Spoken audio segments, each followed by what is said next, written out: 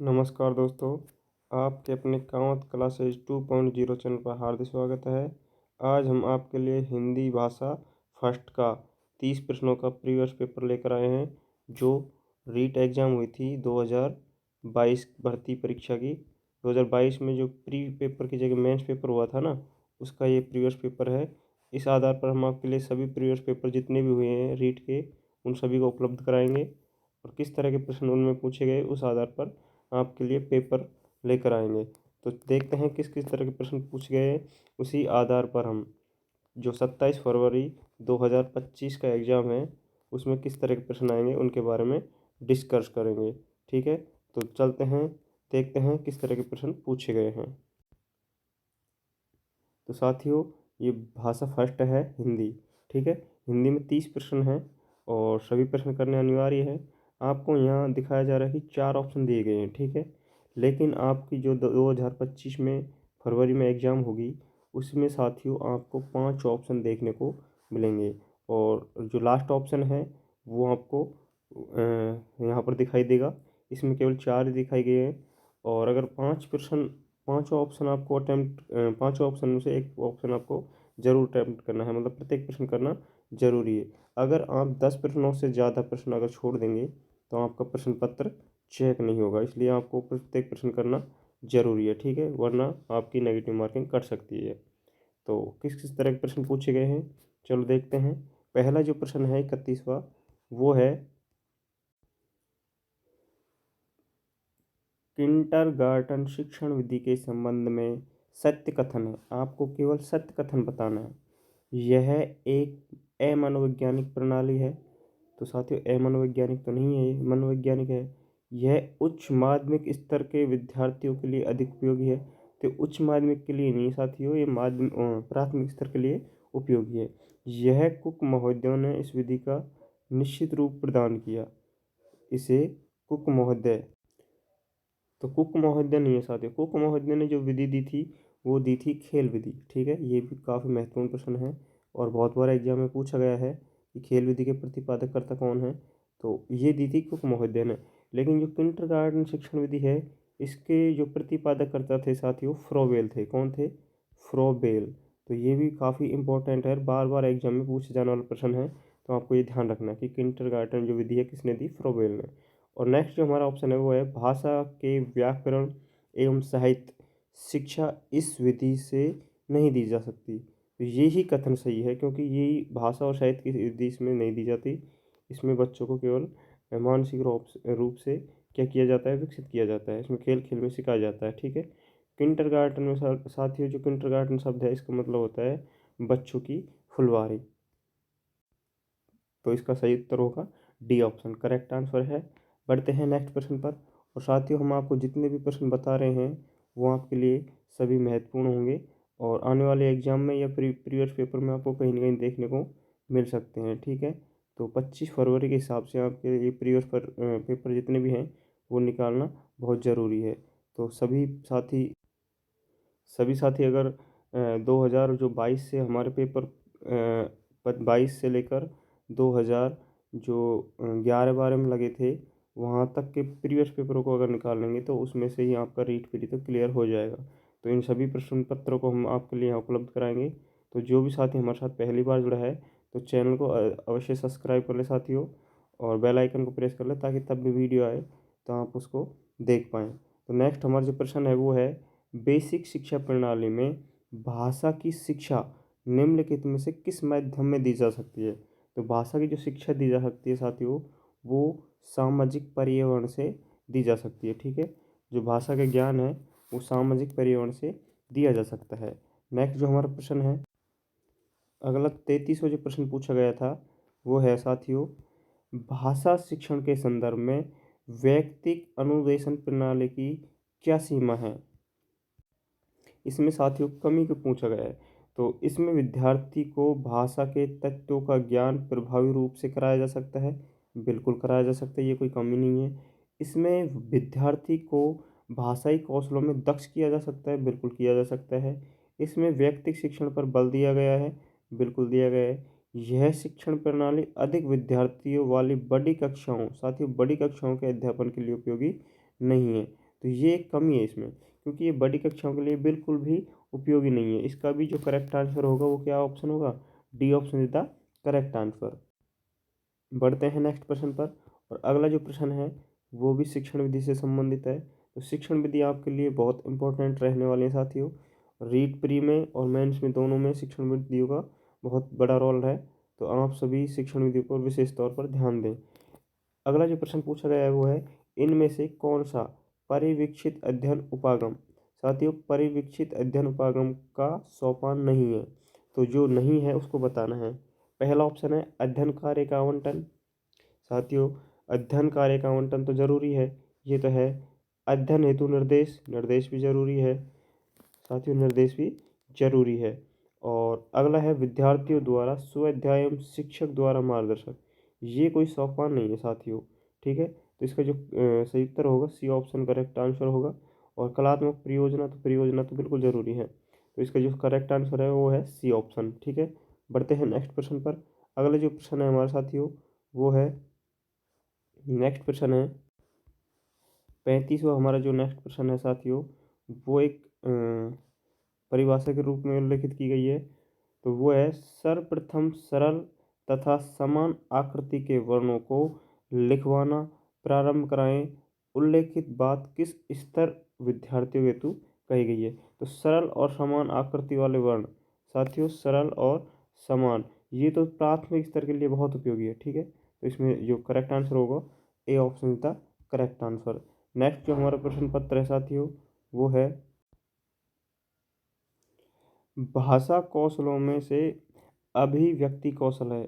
साथियों, अभिव्यक्ति और ग्रहणात्मक, अक्सर ये दो प्रश्न हर एग्जाम में पूछे जाते हैं। और रीट प्री में तो कम से कम 2 या 3 प्रश्न ऐसे आपको देखने को मिलेंगे। तो अभिव्यक्ति कौशलों के बारे में पूछा गया है, सुनना और बोलना, लिखना और पढ़ना, बोलना और लिखना, पढ़ना और बोलना। तो अभिव्यक्त्यात्मक जो कौशल है जिसमें हम व्यक्त कर सकते हैं बातों को वो है बोलकर और लिखकर। बोलकर और लिखकर हम किसी भी बात को अभिव्यक्त कर सकते हैं। और ग्रहणात्मक अगर कौशलों की बात आएगी तो हम या तो हम सुनकर ग्रहण करेंगे या हम पढ़कर ग्रहण करेंगे। तो थोड़ा ये दोनों चीज़ों का ध्यान रखना। ठीक है, सुनना और पढ़ना क्या है, ग्रहणात्मक कौशल, और बोलना और लिखना क्या है, अभिव्यक्ति कौशल। नेक्स्ट प्रश्न है साथियों, अनुलेख किस भाषा कौशल से संबंधित है। तो साथियों, अनुलेख जो है वो किस भाषा कौशल से संबंधित है, श्रवण, वाचन, लेखन और वादन। तो साथियों, अनुलेख जो है, अनुलेख का मतलब होता है एक लेखन कार्य, और लेखन कार्य से संबंधित ये भाषा कौशल से संबंधित है अनुलेख। ठीक है, किससे है, C option is the correct answer. बढ़ते हैं नेक्स्ट प्रश्न पर। अगला हमारा जो प्रश्न है 38वां, वो साथियों एक सहायक सामग्री से संबंधित है। और सहायक सामग्री जो है उससे संबंधित प्रश्न भी आपको बहुत देखने को मिलेंगे। तो प्रश्न है, लिंग्वाफोन जिसको हम बोलते हैं रिकॉर्ड प्लेयर, किस प्रकार की अधिगम सामग्री है। तो जो रिकॉर्ड प्लेयर है वो किस प्रकार की सामग्री है, प्रक्षेपक सामग्री, दृश्य सामग्री, दृश्य श्रव्य सामग्री और श्रव्य सामग्री। तो साथियों, जैसे कि आपको पता है लिंग्वा जो फोन है वो किस प्रकार की सामग्री है, तो इसका जो करेक्ट आंसर है साथियों वो है श्रव्य सामग्री, क्योंकि लिंग्वा फोन से केवल हम सुन सकते हैं। ठीक है, केवल सुन सकते हैं। और दृश्य श्रव्य वो होती है जिसमें हम देख भी सकते हैं, सुन भी सकते हैं। इसके प्रश्न भी बहुत पूछे जाते हैं। तो दृश्य श्रव्य सामग्री जो है उसमें एक तो टेलीविज़न है, एक संगणक, ये ऑप्शन आपको बहुत बार देखने को मिल सकते हैं। और साथ ही दृश्य सामग्री जो केवल दिखाई देता है, जैसे हमारा ब्लैक बोर्ड है, वो कैसी सामग्री है, दृश्य सामग्री है। तो बढ़ते हैं नेक्स्ट प्रश्न पर। इसका जो करेक्ट आंसर था वो क्या है, D option is the correct answer. Next प्रश्न है साथियों 39वां हमारा प्रश्न है साथियों, भाषा प्रयोगशाला के अनुभाग में सम्मिलित नहीं है। तो भाषा प्रयोगशाला में कौन सम्मिलित नहीं है ये हमको पता करना है। परामर्श कक्ष, परामर्श कक्ष तो होता है भाषा प्रयोगशाला में। श्रवण कक्ष, श्रवण कक्ष भी होता है। नियंत्रण कक्ष, ये भी होता है, लेकिन विश्राम कक्ष जैसी कोई भी सामग्री उसमें नहीं होती है। ठीक है, तो भाषा प्रयोगशाला में विश्राम कक्ष नहीं होता, बाकी परामर्श कक्ष, श्रवण कक्ष और नियंत्रण कक्ष ये दोनों तीनों कक्ष होते हैं, विश्राम कक्ष नहीं होता। ठीक है, बढ़ते हैं नेक्स्ट प्रश्न पर। अगला जो हमारा प्रश्न है वो है, से स्वर वाचन का गुण है। तो साथियों से स्वर वाचन, से स्वर वाचन का गुण कौन सा है? तो ये तो आपको सभी को पता होगा। से स्वर जो वाचन का गुण है वो है उचित ध्वनि निर्गम। C option is the correct answer, उचित ध्वनि निर्गम। नेक्स्ट प्रश्न हमारा है साथियों, मौखिक मूल्यांकन के संबंध में उपयुक्त कथन है। तो मौखिक जो मूल्यांकन है उसके बारे में हमको उपयुक्त कथन मतलब सही कथन बताना है। तो इसमें जो करेक्ट आंसर होगा साथियों वो है मौखिक मूल्यांकन दीर्घ उत्तरीय प्रश्न पूछे जाते हैं। ये ठीक है, बिल्कुल करेक्ट कह सकते हैं इसको। मौखिक मूल्यांकन करता निष्ठावान, सहनशील एवं विषय विशेषज्ञ होना चाहिए। तो इसका जो सही उत्तर होगा ये तो बिल्कुल ये होगा बी ऑप्शन। इसमें दीर्घ प्रश्न नहीं साथियों, मौखिक मूल्यांकन में कैसे भी प्रश्न पूछे जा सकते हैं। मौखिक मूल्यांकन में समूह निष्ठता अधिक होनी चाहिए, ये कोई ज़रूरी नहीं है। मौखिक मूल्यांकन में विद्यार्थी को आत्म अभिव्यक्ति के अवसर कम मिलने चाहिए, कम नहीं मिलने चाहिए, खूब मिलने चाहिए। तो इसका जो सही उत्तर है वो कौन सा ऑप्शन होगा? B is the correct answer. बढ़ते हैं नेक्स्ट प्रश्न पर। अगला जो प्रश्न है साथियों वो है मूल्यांकन की परिभाषा। और साथियों अगर वीडियो आपको अच्छी लग रही हो तो वीडियो को देखकर हमारे चैनल को सब्सक्राइब जरूर करना और बेल आइकन को प्रेस करना मत भूलना। साथियों आपको यहाँ पर सभी प्रीवियस पेपर आपको देखने को मिलेंगे। रीट प्री के लिए और मेंस के लिए भी आपके लिए बहुत जल्दी ही क्लास शुरू कर देंगे ताकि आप उसके लिए तैयार हो सकें। तो आपको जितने भी अब तक प्रीवियस पेपर हुए हैं, रीट 2022 है, 21 है, 18 है, 16 है, 2011-12 के जितने पेपर हैं सब आपको यहाँ देखने को व्याख्यात्मक रूप से देखने को मिलेंगे।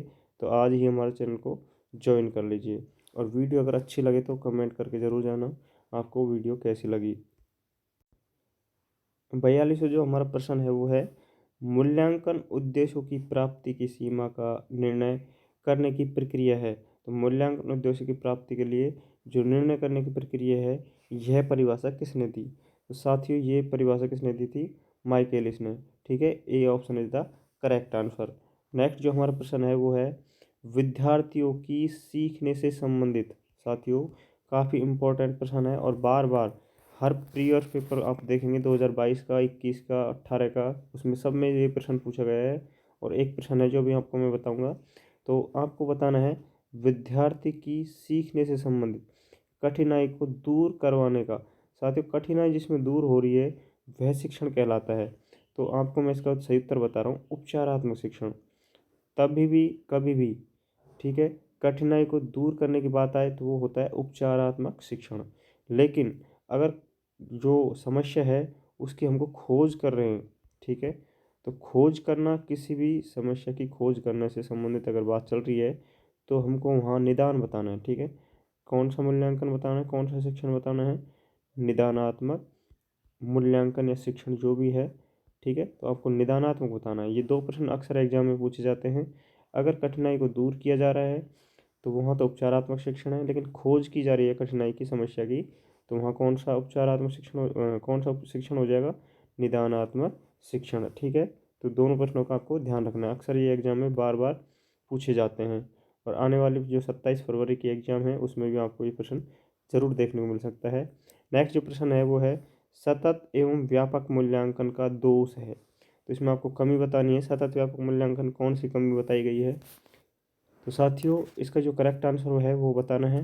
पहला ऑप्शन है इसमें विद्यार्थियों का निरंतर मूल्यांकन होता रहता है। तो ये कथन तो सत्य है क्योंकि ये तो कमी थोड़ी है। नेक्स्ट जो ऑप्शन है वो है विद्यार्थियों को अपनी कमियों का निरंतर ज्ञान होता रहता है। सतत व्यापक मूल्यांकन निरंतर ज्ञान की प्रक्रिया है, बिल्कुल करेक्ट आंसर है भी। इनमें अभिभावकों को विद्यार्थी की निरंतर प्रगति की जानकारी होती रहती है। तो जानकारी भी साथियों इसमें होती रहती है, ये भी ऑप्शन सही है। अगला जो ऑप्शन है वो है यह प्रणाली तभी लागू की जा सकती है जब शिक्षक और विद्यार्थी और शिक्षक का अनुपात कम हो। तो ऐसा कोई ज़रूरी नहीं है साथियों कि विद्यार्थी और शिक्षक छात्र अनुपात कम हो तभी सतत व्यापक मूल्यांकन हो। ठीक है, तो ये ऑप्शन बिल्कुल करेक्ट आंसर होगा क्योंकि यही दोष है। D option is the correct answer, बाकी इनके सभी एक परिभाषा के रूप से कह सकते हैं। ठीक है, नेक्स्ट जो प्रश्न है वो है 45वां हमारा, उपलब्धि परीक्षण के निर्माण में कितने पदों का प्रयोग किया जाता है? तो उपलब्धि परीक्षण के निर्माण में कितने पद का प्रयोग होता है साथियों? 2 होता है, 3 होता है, 1 होता है या 4 होता है? तो साथियों इसमें जो उपलब्ध परीक्षण है इसमें कितने पदों का प्रयोग होता है, तो इसमें 2 ही पदों का प्रयोग होता है। A option is the correct answer. बढ़ते हैं नेक्स्ट प्रश्न पर। अगला जो हमारा प्रश्न है वह है साथियों, अब यहाँ तक जो प्रश्न थे वो सभी किससे संबंधित थे साथियों, शिक्षण विधियों से संबंधित। 15 प्रश्न आपको शिक्षण विधियों से संबंधित देखने को मिले हैं। ठीक है, तो साथियों 15 शिक्षण विधि के प्रश्न आपको यहाँ पर देखने को मिले हैं और 15 ही लगभग आपको संस्कृत में देखने को मिलेंगे और 5-5 प्रत्येक सब्जेक्ट में आपको देखने को मिलेंगे। गणित है, साइकोलॉजी है और अपनी ईवीएस है, इन सभी में भी देखने को मिलेंगे। तो साथियों 30 तो ये प्रश्न हो गए और 15 ये हो गए, कितने हो गए 45 प्रश्न, लगभग 40 से 45 प्रश्न आपको शिक्षण विधि के देखने को मिलेंगे। तो साथियों शिक्षण विधि आपके लिए बहुत महत्वपूर्ण रहने वाली है और रीट मेंस में भी शिक्षण विधि के प्रश्न बहुत पूछे जाएंगे, तो इसलिए आपको शिक्षण विधियाँ भी पढ़ना बहुत ज़रूरी है। और साथियों शिक्षण विधियों के लिए अगर हमारे साथ जुड़ना चाहते हैं तो आपको 45 जो प्रश्न आने वाले हैं उनकी प्रीवियस पेपर के माध्यम से ही हम आपको तैयारी करा देंगे। तो जिसमें हमारा चैनल आज तक ज्वाइन नहीं किया है तो आज ही चैनल को ज्वाइन कर ले। ठीक है, तो साथियों बढ़ते हैं नेक्स्ट प्रश्न पर, जिसमें हमारे ग्रामर से संबंधित प्रश्न पूछे गए हैं। व्याकरण से संबंधित जो प्रश्न आए हैं उनके बारे में अब डिस्कस करेंगे। तो हमारा अगला जो प्रश्न है वो है 46वां, सदैव शब्द का सही संधि विच्छेद। साथियों संधि विच्छेद का प्रश्न आपके लिए ज़रूरी है और हर बार ये एग्जाम पूछा जाता है, तो संधि विच्छेद आपका कंप्लीट होना चाहिए, संधि और संधि विच्छेद। तो सदैव साथियों ये जो सदैव शब्द है काफ़ी बार एग्जाम में पूछा गया है, इसका जो संधि विच्छेद होगा वो होगा सदा प्लस एव। D option is the correct answer. ठीक है, सदैव, सदा प्लस एव। नेक्स्ट जो प्रश्न है साथियों इसमें पर्यायवाची से संबंधित प्रश्न है। निम्नलिखित में से विष शब्द का पर्यायवाची है। तो साथियों विष, विष का मतलब होता है जहर, और जहर का पर्यायवाची कौन सा है इसमें, वसु, अर्णव, ऊरग, गरल। तो साथियों जहर का जो पर्यायवाची है वो है गरल। गरल का मतलब क्या होता है, विष। ठीक है, तो D option is the correct answer. Next जो प्रश्न है साथियों वो हमारा है विरोधी शब्द का विलोम। तो विरोधी मतलब विरोध करने वाला, और समर्थक मतलब समर्थक जो समर्थन करने वाला होता है, तो डी ऑप्शन इसका करेक्ट आंसर। वाहक, शत्रु और अवरोधी ये तो अलग हैं सभी, तो विरोधी का विलोम क्या होगा, समर्थक। नेक्स्ट जो प्रश्न है साथियों वो है 49वां जो प्रश्न है वो है गद्यांश में प्रयुक्त मनोदशा शब्द का आशय है। तो मनोदशा शब्द का आशय क्या है, मन से दशा, मन पर दशा, मन की दशा, मन को दशा। तो इसका जो करेक्ट आंसर वो है मन की दशा। C option is the correct answer. Next जो प्रश्न है साथियों वो है मनुष्य शब्द है। तो इसमें संज्ञा से संबंधित प्रश्न है। मनुष्य शब्द में कौन सी संज्ञा है या शब्द है, अव्यय है, भाववाचक संज्ञा है, जातिवाचक है, व्यक्तिवाचक है। तो साथियों मनुष्य जो शब्द है उसमें जातिवाचक संज्ञा है, कौन सी, जातिवाचक। C option is the correct answer.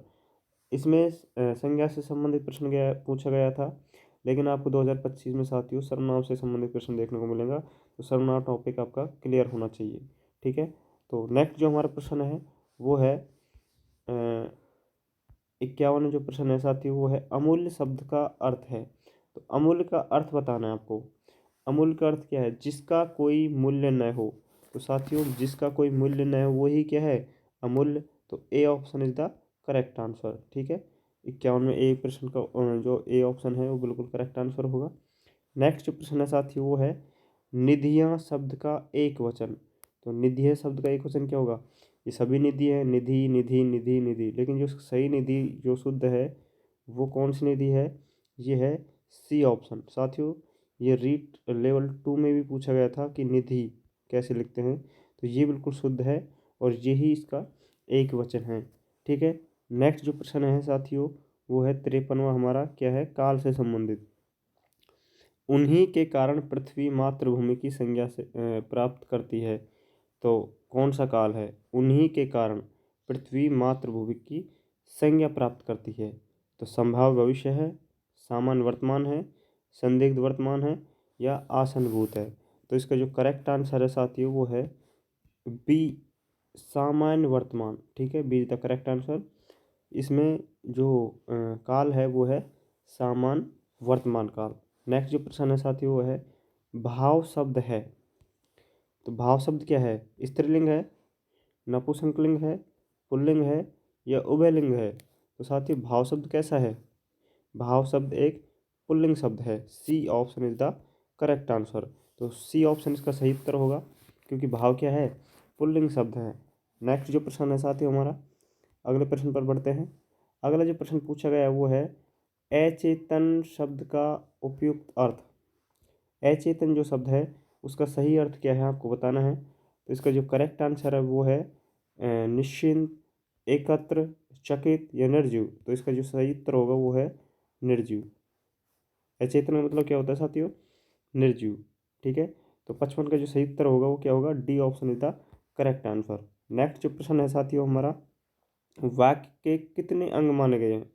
तो वाक्य के 4 अंग हैं, 1 है, 2 है या 3 है? तो वाक्य के जो अंग होते हैं साथियों कितने होते हैं? वाक्य के केवल 2 ही अंग माने गए हैं।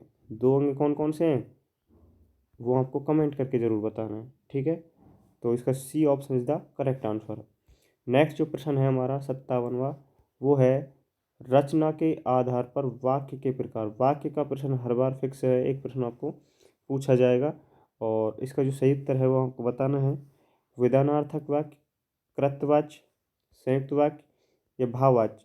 तो साथियों रचना के आधार पर 3 प्रकार के वाक्य होते हैं। कौन कौन से होते हैं? सरल वाक्य, संयुक्त वाक्य और मिश्र वाक्य। तो इसका जो सही उत्तर है वो है सी ऑप्शन, बिल्कुल करेक्ट आंसर है, संयुक्त वाक्य। ठीक है, बाकी विधान वाक्य होता है साथियों अर्थ के आधार पर। 8 प्रकार बताए गए हैं अर्थ के आधार पर, ये आपको ध्यान रखना है। किसके आधार पर? अर्थ के आधार पर 8 प्रकार में से एक विधानार्थ भी वाक्य है। और वाच्य जो होते हैं 3 होते हैं, कृतवाच्य, क्रमवाच्य और भाववाच्य। ठीक है, कर्मवाच्य भी होता है और वाच्य 3 प्रकार के माने गए हैं। अब नेक्स्ट जो हमारा प्रश्न है वो है 2 शब्दों को जोड़ने के लिए। साथियों 2 शब्दों को जोड़ने के लिए विराम चिन्ह कहलाता है। 2 शब्दों को कौन सा चिन्ह जोड़ता है साथियों, ये आपको पता होना चाहिए। विवरण का है, योजक का है, अवतरण का है, लोप का है। तो 2 शब्दों को जैसे राम शाम, खाना पीना, दाल रोटी, माता पिता, इनके बीच में ये योजक चिन्ह लगता है, एक ऐसा चिन्ह। ठीक है, ये वाला, तो ये योजक चिन्ह है और 2 शब्दों को क्या करता है? ये जोड़ता है। ठीक है, तो आपको ये पता होना चाहिए कि योजक चिन्ह कैसे होता है। और विराम चिन्ह का प्रश्न अक्सर एग्जाम में पूछे जाने वाला है, तो विराम चिन्ह आपको कंप्लीट करना है। वो 20-22 है जो आपको मैं एक ट्रिक के माध्यम से समझा दूंगा। आप हमारे साथ जुड़े रहिए ना। ठीक है, तो नेक्स्ट जो प्रश्न है ढाक के 3 पात, ये एक लोकोक्ति है साथियों। ढाक के 3 पात, तो इसका सही अर्थ बताना है। तो ढाक का 3 पात क्या है? सदा एक सी स्थिति बने रहना। ये क्या है? ढाक के 3 पात है, सदा एक सी स्थिति बने रहना। नेक्स्ट हमारा जो अंतिम प्रश्न है हिंदी भाषा से संबंधित, वो है साथियों बहुत लज्जित होना के अर्थ में मुहावरा है। तो साथियों बहुत लज्जित होने का मतलब क्या है? कि घड़ों पानी पड़ना। घड़ों पानी पड़ना इसका मतलब क्या होता है? बहुत लज्जित होना। तो A option is the correct answer. साथियों आपको ये 60 प्रश्न की जो 30 प्रश्न पूछे गए हिंदी भाषा के, ये आपको कैसे लगे और कमेंट करके बताना है। और साथियों आप अगर हमारे साथ सभी प्रीवियस पेपर को देखने के लिए जुड़ना चाहते हैं तो आज ही हमारे चैनल को सब्सक्राइब जरूर कर लेना। और वीडियो अच्छी लगी तो वीडियो को लाइक करना और कमेंट करके ज़रूर जाना कि आपको वीडियो कैसी लगी। मिलते हैं नेक्स्ट पीरियड्स के साथ, जो 2021 में पूछा गया था हिंदी भाषा फर्स्ट का और सेकंड का, वो भी हम आपको लेकर आएंगे। धन्यवाद, मिलते हैं नेक्स्ट वीडियो में।